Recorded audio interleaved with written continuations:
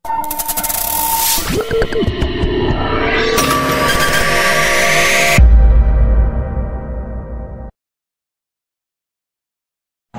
1 sampai 5 ya.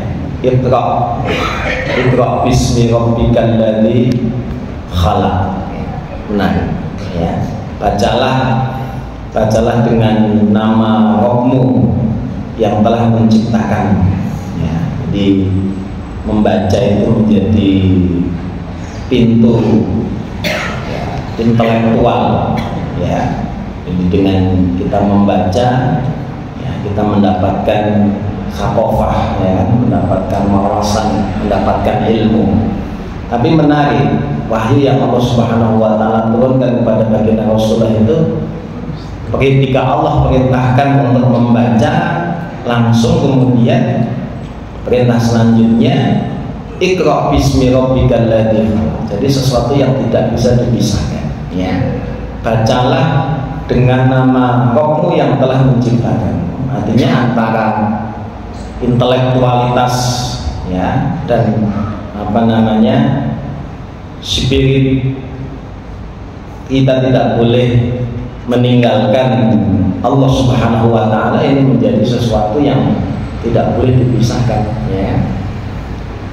Kecerdasan spiritual ya kan dan intelektualitas ini memang harus senantiasa beriringan ya kan. Ketika seseorang cerdas intelektualitasnya tapi jauh dari Allah Subhanahu wa taala, dia mudah terjumus pada kesombongan ya, mudah terjumus pada kesombongan. Maka perintahnya bahwa Allah merintahkan bacalah dengan nama Rabbmu yang telah menciptakan.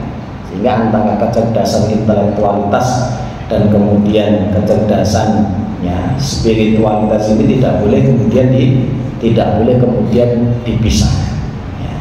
Sehingga antara akal dan iman ya, ini memang terus bagaimana ya, senantiasa beriringan, dan tentunya iman harus di atas akal ya, sepakat tentang masalah hal tersebut. Sehingga apa ya tadi ya, intelektualitasnya ketika kering daripada keimanan, kering daripada ilahiyah ya kan, seperti itu, maka jatuhnya kepada kesombongannya ya, dari Allah Subhanahu. Atau dia kemudian memiliki orientasi yang lain yang bukan karena Allah Subhanahu wa taala ya kan, mendapatkan ilmu tapi orientasinya bukan karena Allah ya kan, orientasinya adalah karena dunia, orientasinya adalah semata-mata ya kan ya, semata-mata hanya untuk mencari dunia, maka memang harus seimbang ya kan, gitu ya kan. Kecerdasan spiritual ya kan, kecerdasan intelektualitasnya seperti itu memang kemudian harus.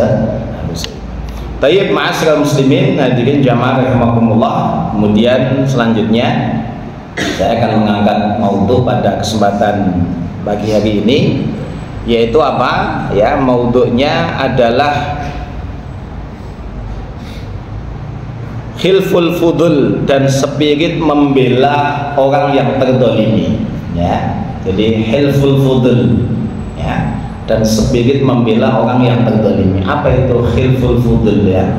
Kalau secara makna ya, khilful fudul itu adalah perjanjian orang-orang yang mulia ya, perjanjian orang-orang yang mulia. Jadi tepatnya terjadi kurang lebih 20 tahun ya sebelum baginda Rasulullah SAW diutus menjadi seorang nabi dan rasul.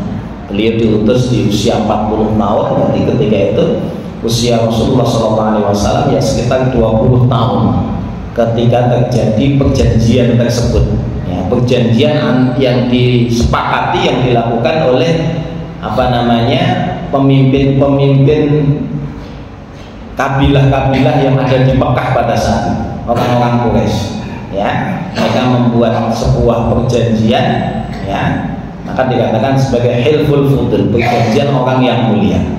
Konteksnya adalah perjanjian itu dibuat dalam rangka untuk menegakkan al-adalah, ya kan? Menegakkan keadilan, menolong orang-orang yang terdolimi, ya kan? Menolong orang-orang yang terdolimi, orang-orang yang tidak memiliki kekuatan seperti itu, ya, sehingga ketika mereka biasanya menjadi objek, ya, kedoliman seperti itu, maka dengan adanya perjanjian itu mereka kemudian akan ditolong, akan dilindungi, ya kan?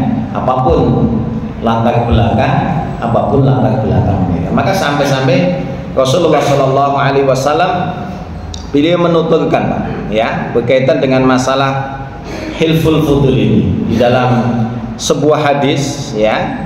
Jadi Rasulullah Shallallahu Alaihi Wasallam beliau berkata demikian: laqad syahidtu ma'a umumati hilfan fi dari Abdullah ibni Jad'an ma uhibbu anna li bihi khumrun ni'am walau tu'itu bihi fil Islam la ajabtu. Ya, menarik, ya. Rasulullah sallallahu alaihi wasallam beliau bersabda ketika beliau sudah kemudian diangkat menjadi nabi dan rasul. Beliau mengenang tentang peristiwa hilful fudul itu tadi, ya, perjanjian orang-orang yang mulia itu tadi, ya. Apa yang beliau katakan, apa yang beliau sabdakan? Laqad syahidtu ma'a umumati, sungguh aku menghadiri bersama paman-pamanku, ya, bersama paman-pamanku, hilfan fi dari Abdullah ibni Jad'an, sebuah perjanjian yang dilakukan di rumah Abdullah bin Jad'an. Ma uhibbu anna li bihi khumrun ni'am, ya, hadir dalam pertemuan tersebut, ya kan, hadir dalam perjanjian tersebut lebih aku sukai daripada memiliki unta merah, simbol kemewahan duniawi pada zaman tersebut, ya kan, ya, artinya apa? Rasulullah SAW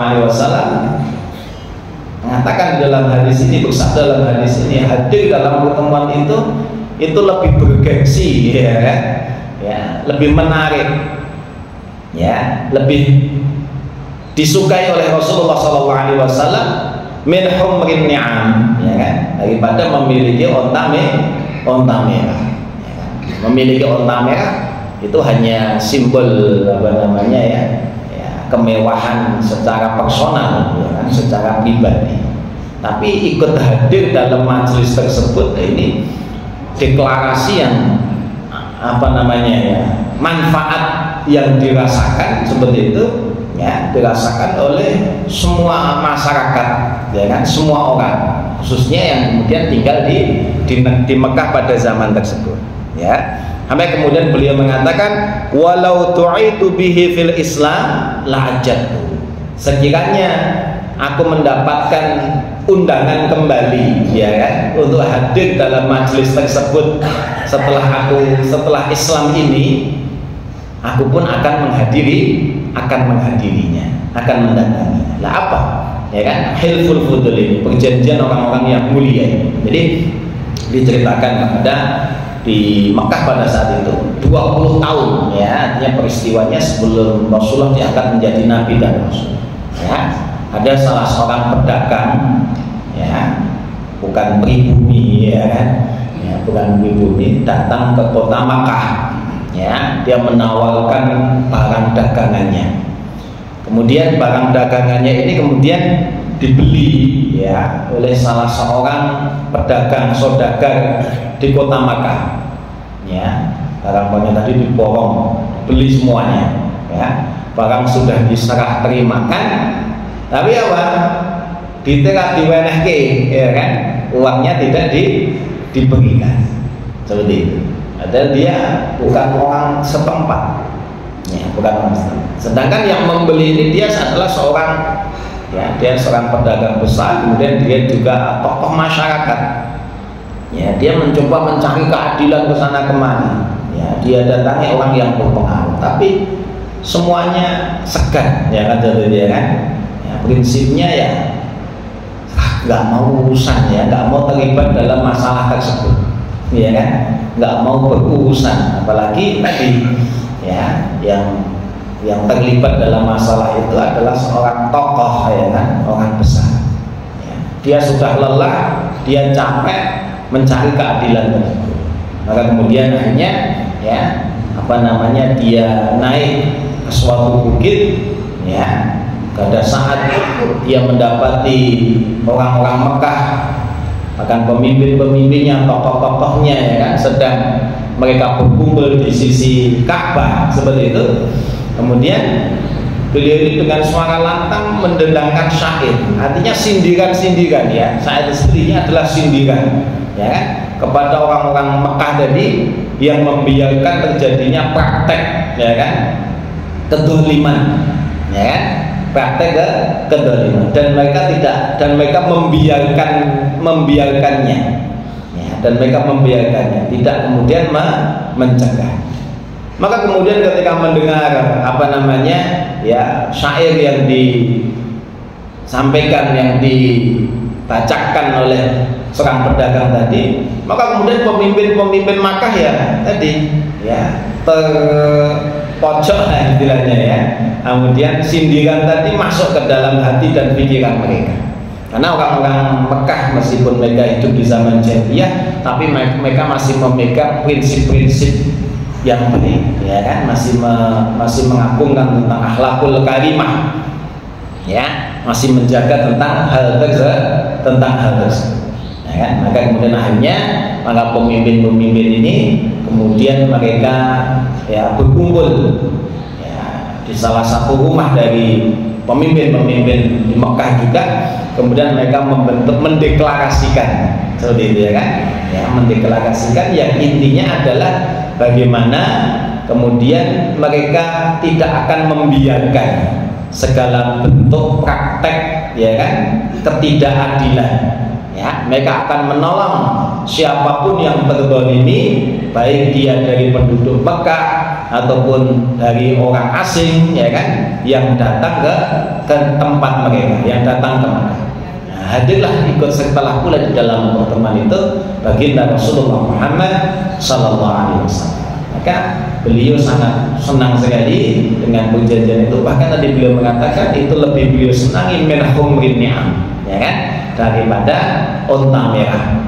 Simbol kemewahan pada saat itu yang manfaatnya hanya dirasakan oleh ya seseorang yang memilikinya, tapi dari deklarasi tersebut ya beliau juga ikut menandatanginya, ya kan. Maka itu kemudian manfaatnya adalah dirasakan oleh semua elemen daripada masyarakat, dan prinsip-prinsip tersebut ya tidak bertentangan dengan prinsip-prinsip Islam, ya. Artinya bagaimana memang Islam datang ini untuk menegakkan keadilan di tengah kehidupan umat manusia, di tengah kehidupan umat manusia, prinsip keadilan seperti itu. Jamaah rahimakumullah, maka di dalam Islam pun demikian, bahwa spirit untuk menegakkan keadilan di dalam kehidupan ini betul-betul sangat dijunjung tinggi. Dalam sebuah hadis Rasulullah SAW beliau bersabda, unsur akhaka doliman au madluman, ya, tolonglah saudaramu, ya kan, doliman au madluman, yang sedang berbuat dolim atau yang sedang berdolimi. Adapun terhadap para sahabat bertanya, adapun menolong orang yang terdolimi, jelas wahai Rasulullah, ya kan, orang yang terdolimi ya memang mereka harus kita tolong ya untuk mendapatkan haknya. Bagaimana kemudian dengan orang yang dolim? Bagaimana cara kita menolong mereka? Tamna'uhum minadh-dhulm, kamu cegah mereka, kamu tahan mereka supaya mereka tidak berbuat dolim, ya kan. Ini adalah cara, ya kan, kita menolong orang yang sedang berbuat dolim, ya bukan malah dibantu berbuat dolimnya, ya kan, tapi dengan cara kemudian mencegahnya dari berbuat dolim. Ya, ini spirit di dalam Islam, bahwa ya Islam tidak ada ruang di dalam Islam ini segala bentuk kezaliman, segala bentuk ketidakadilan. Ya, ya, tidak ada ruang di dalam Islam. Baik orang yang terzalimi, ya kan, harus ditolong dengan dibantu dia mendapatkan haknya. Orang yang berbuat zalim kemudian mereka dicegah. Ya. Khutbah yang sangat terkenal, ya kan, yang disampaikan oleh Khalifah Abu Bakar As-Siddiq radhiyallahu anhu ketika beliau ketika beliau didapuk, ya kan, seperti itu, ya, didaulat untuk menjadi khalifah Rasulullah, ya, untuk menjadi khalifah pemimpin pengganti Rasulullah Sallallahu Alaihi Wasallam, ya, Abu Bakar As-Siddiq, ya, dimana pada awalnya beliau pun juga enggan berat untuk menerima amanah tersebut, ya, tapi kemudian oleh Umar bin Khattab kemudian beliau dibaiat dan diikuti oleh seluruh kaum muslim. Meskipun pada saat itu sempat terjadi, ya, orang-orang Ansar kemudian mereka juga menyiapkan pemimpinnya sendiri, tapi Umar menarik, ya kan, diplomasi Umar sangat luar biasa. Siapa di antara kalian yang rela, ya, yang siap, ya kan, ya, ketika kemudian dia diangkat menjadi seorang pemimpin, sedang Abu Bakar sholat di belakangnya. Ini kan menarik, ya kan? Sedang Abu Bakar As-Siddiq sholat di belakangnya. Padahal Abu Bakar yang ditunjuk langsung oleh Rasulullah Sallallahu Alaihi Wasallam untuk menjadi pengganti beliau dalam sholat, menjadi imam pada saat Rasulullah sakit. Berarti kalau kemudian khalifahnya bukan Abu Bakar, ya kan, berarti Abu Bakar menjadi makmum. Maka di zaman dulu, jangan dulu itu, seorang khalifah itu ya dia adalah imam sholat, ya dia adalah khatib Jumat, ya kan, ya, imam sholat 5 waktu, khatib Jumat, pon wajib kliwon, gitu pagi, ya, semuanya adalah khalifah, ya, semuanya adalah khalifah. Maka kemudian, ya, ijma' para ulama, ya, bahwa wanita tidak boleh menjadi seorang pemimpin, ya, ya kan? Ijma' di kalangan para sahabat, ya kan, perempuan, ya, tidak boleh menjadi seorang pemimpin, ya, di level apapun, ya kan, begitu, ya. Karena tadi, ya kan, tanggung jawabnya pemimpin dalam Islam itu juga menjadi imam, ya kan. Maka kemudian ketika menyampaikan Umar bin Khattab menyampaikan hal tersebut, para sahabat Ansar kemudian melunak, ya kan, seperti itu. Iya, ya, seperti itu, ya. Sehingga mereka tidak memaksakan, ya, pengganti Rasulullah harus dari kalangan Ansar, ya, harus dari kalangan. Nah, terus siapa? Ya, harus siapa? Akhirnya kemudian, ya, Abu Bakar akhirnya kemudian dia dibaiat oleh Umar dan diikuti oleh kaum muslimin pada saat tersebut. Lah, di antara khutbah yang disampaikan oleh Abu Bakar As-Siddiq ini menarik, ya, bagaimana visionernya seorang pemimpin, ya kan, ya kan? Bagaimana visionernya seorang pemimpin, seorang Abu Bakar As-Siddiq radhiyallahu anhu, ya, dalam kepemimpinannya mampu mengembalikan stabilitas nasional, ya kan, yang sempat, ya, terjadi gempa Megatrus, ya kan, seperti itu, ya, hanya tinggal Makkah dan Madinah, ya kan, yang tersisa. Seluruh wilayah yang dulu, ya, dalam kekuasaan Rasulullah SAW pada Rasulullah meninggal goyang semuanya, seperti itu, ya, trust kepada pemimpin pada saat itu, ya, hilang, ya. Kenapa? Ya tadi tinggal muncul gerakan Ridha, ya, Musailamah al-Kadzdzab, seperti itu. Muncul gerakan Mani'uz Zakah, ya, gerakan kelompok yang nggak mau membayar zakat. Uang dulu kontrak kami itu dengan Rasulullah kok, seperti itu. Rasulullah nggak ada, ya wis rampung kontraknya, ya kan, begitu, ya kan, sehingga mereka tidak mau membayar zakat, ya. Tapi dengan tekad bulan Abu Bakar As-Siddiq untuk mengembalikan, ya, izul Islam, ya, seperti itu, dan stabilitas nasional, maka kemudian Abu Bakar kuat keyakinannya untuk memerangi gerakan-gerakan tersebut, baik gerakan murtadin, orang yang murtad pengikut Musailamah al-Kadzdzab, ya yang mengaku sebagai nabi ya setelah Rasulullah, padahal Rasulullah adalah khatamul anbiya. Rasul adalah penutup para nabi dan para rasul. Abu Bakar tekad kuat untuk memerangi mani'uz zakah, orang-orang yang tidak mau membayar zakat. Kata Abu Bakar As-Siddiq, ya kan, aku akan memerangi mereka. Umar kemudian mengingatkan, bukankah mereka masih mengerjakan sholat wahai Abu Bakar? Wa in shollu, meskipun mereka masih mengerjakan sholat, tapi kok nggak mau bayar zakat, tetap akan aku perangi. Ya kan? Aku melihat ya kemantapan Abu Bakar As-Siddiq dalam hal tersebut, maka aku yakin beliau berada di atas kebenaran. Ya. Sehingga semuanya akhirnya kemudian ya, dalam waktu 2 tahun ya stabilitas nasional kembali ya ya didapatkan. Baru kemudian setelah itu ya Islam semakin meluas dan dilanjutkan oleh Umar bin Khattab. Kembali dengan maudhu kita. Jadi pada saat kemudian Abu Bakar As-Siddiq radhiyallahu taala ini didaulat ya dibaiat menjadi seorang khalifah, khutbah yang beliau sampaikan itu sangat luar biasa, ya kan?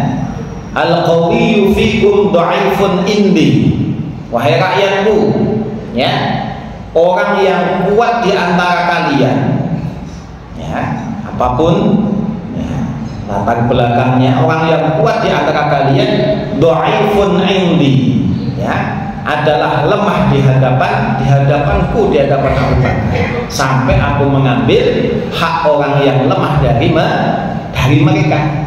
Ya, jadi nggak bisa semena-mena. Ya, al-qawiyyu fikum dha'ifun indi, orang yang lemah di antara kalian, yang kuat di antara kalian, statusnya lemah di hadapanku, sampai kemudian haknya orang-orang zalim yang dia ambil dengan paksa, dengan cara yang tidak benar, ya aku kembalikan kepada pemiliknya. Wa dha'ifun fikum qawiyyun 'indi. Sebaliknya, orang yang lemah di antara kalian ya itu adalah kuat ya di hadapanku, sampai aku kemudian aku tunaikan, aku kembalikan hak-haknya yang diambil oleh orang lain. Seperti itu. Artinya apa? Semuanya ya statusnya sama, ya kan, di mata hukum, ya kan, jadi ya statusnya semuanya sama di mata hukum. Hukum tidak hanya tajam ke bawah tapi tumpul ke atas, ya kan, tapi semuanya sama di mata hukum. Semuanya ketika melakukan pelanggaran yang mendapatkan sanksinya, bukan ketika pelanggaran dilakukan oleh kalangan elit seperti itu ya kemudian ya hukumnya menjadi sulit, ya artinya sulit untuk diputuskan seperti itu. Kemudian ketika pelanggaran itu di level bawah, ya kan, maka kemudian ya mudah sekali untuk mencari pasal, ya kan, mudah sekali untuk mencari pasal. Jamaah rahimakumullah, maka ya mengingat tentang peristiwa Hilful Fudul ini adalah spirit dalam kehidupan kita hari ini seperti itu, ya kan, untuk menolong orang-orang yang lemah, menolong orang-orang yang terzalimi. Ya. Kalau di dalam Pancasila, ya, sila yang keadilan sosial bagi seluruh rakyat Indonesia, ya kan, ya, dari sila-sila tersebut nggak ada yang bertentangan dengan Islam, ya. Nanti kalau kita baca satu-satunya, ya. Kemudian dari Undang-Undang Dasar 45 juga demikian, ya kan, nggak ada yang berbeda. Cuma memang mungkin turunan hukumnya, ya, turunan hukumnya, ya, dari apa namanya, Perpu, ya, Kepres dan lain sebagainya, ya, itu mungkin yang perlu ditelisik, ya. Artinya benarkah mengamalkan spirit itu tadi, ya kan, keadilan sosial bagi seluruh rakyat Indonesia, ya. Sampai ini ya, kalau mengikuti apa namanya yang update dengan berita, ya sudah 79 tahun Indonesia merdeka, ya Cik, koyong ini, ya kan, seperti itu, ya kan, karena tadi ya nilai-nilai itu tadi itu jauh, ya kan, Cik neng awang-awang, ya kan, masih di awang-awang, belum membumi, ya, belum membumi. Maka jamaah rahimakumullah, maka kemudian tentunya dengan kemudian kita meneladani, mengingat akan peristiwa tersebut, tentunya itu akan menjadi spirit yang luar biasa ya di dalam kemudian kita menegakkan keadilan di dalam kehidupan. Masya Allah, kalau kemudian kita melihat fenomena ya kan, kenyataan yang terjadi ya kan dalam kehidupan kita hari ini ya ketidakadilan ya kan, dan kemudian bagaimana orang-orang lemah terzalimi ya, itu sangat luar biasa sekali ya. Untuk mendapatkan keadilan seorang harus mengeluarkan biaya yang tidak sedikit seperti itu ya kan, sehingga kemudian ya daripada tambah biaya ya kan seperti itu ya, sudah nerimo saja dengan nasib ya kan, dengan nasibnya ya. Maka semangat hilful fudul ini Masya Allah, ini yang mendeklarasikan orang-orang jahiliyah ya kan, tapi apa namanya semangat mereka bahwa yang namanya kedzaliman itu betul-betul mengusik ya kan, ya kan, mengusik hati nurani ya. Yang namanya kedzaliman itu betul-betul mengusik hati nurani, dan nilai-nilai di dalam Islam tidak pernah bertentangan dengan hal tersebut ya. Dalam masalah amar ma'ruf dan nahi munkar ya, idza ra'aitum munkaran ya falyughayyirhu biyadihi, siapa yang melihat suatu bentuk kemungkaran hendaknya dia mencegah kemungkaran itu dengan tangannya. Aman lam yastati' fa bilisanih, siapa yang tidak mampu mencegah kemungkaran dengan tangannya hendaknya dia mencegah dengan lisannya. Dengan lisan saja juga tidak mampu, fa biqalbi, maka hendaknya mencegah kemungkaran dengan hatinya. Dia tidak pernah ridho ya kan, dia tidak pernah ridho dengan kemungkaran tersebut, maka dengan dia tidak pernah ridho maka dia tidak cawe-cawe ya kan, tidak ikut-ikutan ya, paling tidak dia minggir ya kan, tidak ikut menikmati ya hal tersebut. Wadzalika ad'aful iman, dan Rasulullah menyebutkan ingkarul mungkar dengan hati itu dikatakan sebagai selemah-lemahnya iman. Artinya apa? Kalau di bawah itu ya kan, mendukung kedzaliman ya kan ya, ikut menikmati ya kemungkaran itu tadi ya kan, la iman ya kan, maka tidak ada keimanan sama sekali. Jadi maka jamaah rahimakumullah, prinsip-prinsip di dalam Islam ini ya sungguh sangat luar biasa ya, dan Rasulullah SAW ketika Islam datang pun menguatkan akan hal tersebut ya kan, menguatkan akan hal tersebut. Bagaimana Islam benar-benar menjunjung tinggi tentang yang namanya keadilan. Sejarah bahkan mencatat ya, ketika betul-betul Islam ini apa namanya diaktualisasikan di dalam kehidupan ya, Islam ini betul-betul diaktualisasikan di dalam kehidupan, semuanya sama di mata hukum ya. Terjadi pada masa Rasulullah ketika ada seseorang apa namanya ya dari salah satu kabilah ketahuan mencuri. Ketetapan daripada hukum Islam adalah ya, ketika seorang mencuri kemudian ya mencapai daripada nisab pencurian yaitu nisfud dinar ya kan, nisab mencuri itu kan nisfud dinar ya, kalau kurang dari nisfud dinar ya tidak bisa ditegakkan ya kan, tapi kalau minimalnya nisfud dinar maka ditegakkan hukum tadi ya, hukum balasan bagi pencuri yaitu potong. Maka kemudian ada seorang yang datang ketika itu, yang diutus adalah sahabat Usamah bin Zaid untuk melobi ya kepada Rasulullah supaya hukum itu tidak ditegakkan ya. Dia siap mengganti dengan biaya berapapun ya kan ya, asalkan hukum potong tangan tadi tidak ditegakkan. Apa kata Rasulullah ya, laukanat Fatimah binti Muhammad saraqat ya, sekiranya Fatimah anakku sendiri ya kan yang mencuri ya, tetap akan aku potong tangannya. Ini kan diucapkan oleh seorang pemimpin ya kan, diucapkan oleh baginda Rasulullah Sallallahu Alaihi Wasallam ya kan? Maka ini menjadi betul-betul menjadi ya, pemimpin itu menjadi panglima terdepannya kan, ya, untuk tadi menegakkan keadilan, ya kan, menegakkan keadilan. Tapi kalau kemudian ya pemimpinnya sudah lemah, ya kan, seperti itu, ya, maka tadi ya, apa yang ada di bawahnya itu akan ya mendapatkan keleluasaan ya, untuk melakukan segala bentuk praktek-praktek kezaliman. Terjadi peristiwa yang unik ya kan, ya kan, pada masa Ali bin Abi Thalib. Ya, Ali bin Abi Thalib itu diceritakan beliau itu kehilangan. Beliau menjadi khalifah ya, bila sudah dinobatkan menjadi seorang khalifah pengganti Utsman bin Affan radhiyallahu anhu, ya, khalifah Khulafaur Rasyidin yang keempat. Diceritakan Ali bin Abi Thalib ini kehilangan baju besi, ya, kehilangan baju besinya. Nah, suatu ketika ya beliau mendapati baju besi itu berada di tangan seorang Yahudi. Apakah ketika beliau sedang berjalan-jalan di pasar, nah itu loh, baju besinya itu kok berada di tangan seorang Yahudi.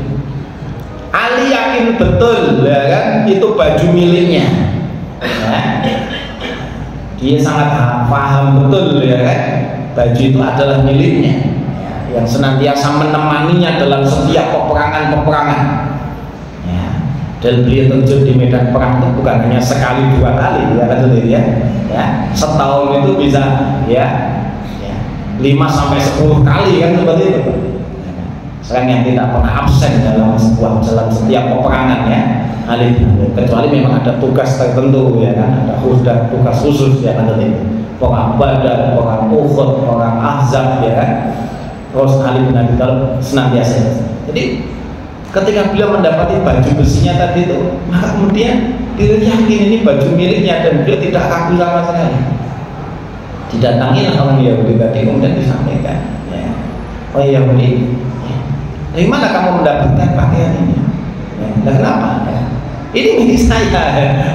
Jadi dia langsung antara khalifah lah, kita bisa bayangkan ya, antara seorang khalifah dengan rakyatnya saja non muslim, ya, rakyatnya non muslim. Yahudinya juga bersikukuh, bukan, ini milik saya.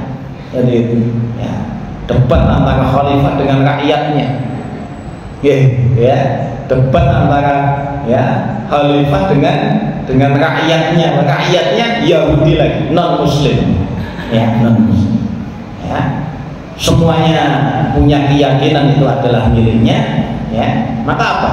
Ya sudah, ya kan, ini urusan nggak bisa kita selesaikan berdua, atau ayo kita datang kepada qadhi, ya kan, kepada hakim pihak ketiga, ya kan, sehingga dia nanti akan memutuskan ini milik siapa, yang ada itu, ya, baju besi ini adalah milik apakah milikmu ya wahai Ali, ataukah ya miliknya seorang Yahudi ini. Sudah, keduanya sepakat, ya, hanya cara Islam ya mendamaikan. Kalau dua orang punya masalah nggak bisa rampung, Pak, libatkan orang ketiga. Tentunya orang ketiganya yang kafaah ya, seperti itu ya kan. Orang ketiganya kalau nggak kafaah ya malah nanti urusannya malah tambah ruwet ya, seperti itu ya. Datang kepada Qadhi. Maka Qadhi tadi juga mempelajari ya kan, hukum-hukumnya ya kan, seperti itu ya kan, pasal-pasalnya ya kan. Ya.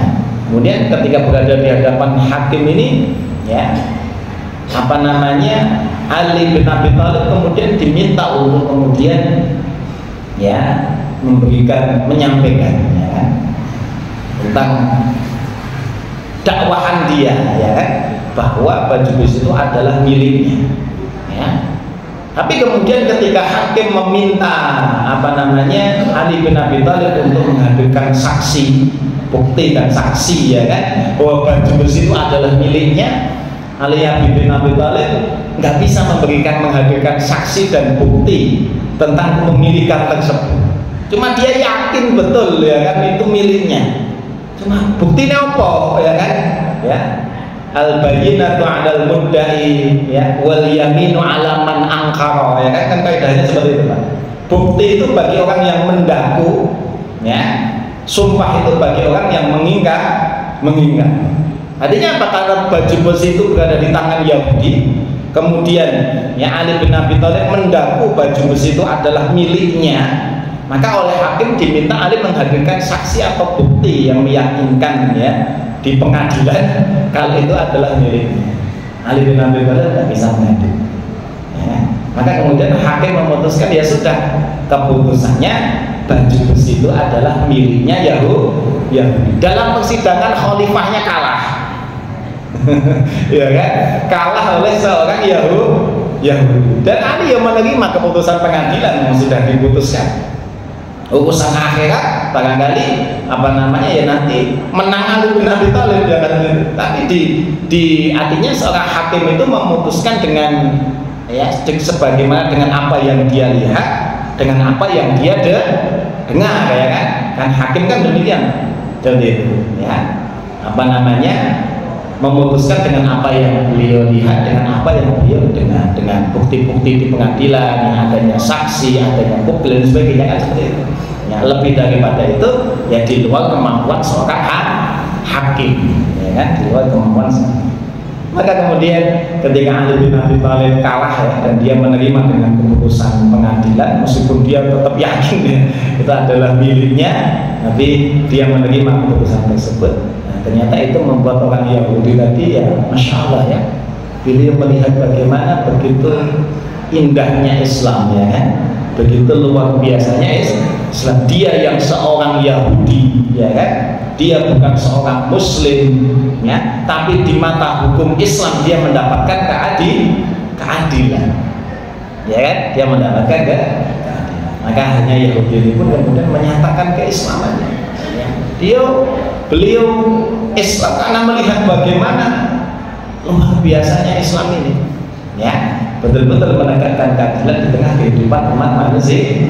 Atau musuhnya seorang khalifah ya, tapi di mata hukum keduanya adalah sama ya, haknya ditunaikan dengan sebaik-baiknya ya kan, seperti itu. Tidak ada kemudian yang dihindari. Maka hadirin jamaah rahimakumullah ya kan, maka prinsip ataupun pesan Rasulullah berkaitan dengan hadis ya, unsur akhaka dhaliman aw madluman ya, ini betul-betul menjadi spirit yang harus senantiasa kita ingat. Kita tidak boleh abai ya, kita tidak boleh cuek ya dengan segala bentuk ketidakadilan. Tentunya kalau di negeri ini ya, ketika kita mulai ketidakadilan ya bagaimana kita menyuarakannya kan seperti itu ya, dengan cara-cara yang legal ya kan ya, jadi ingkarul munkar ya kan ya, dengan cara-cara yang elegan tentunya, yang tidak melanggar undang-undang ya.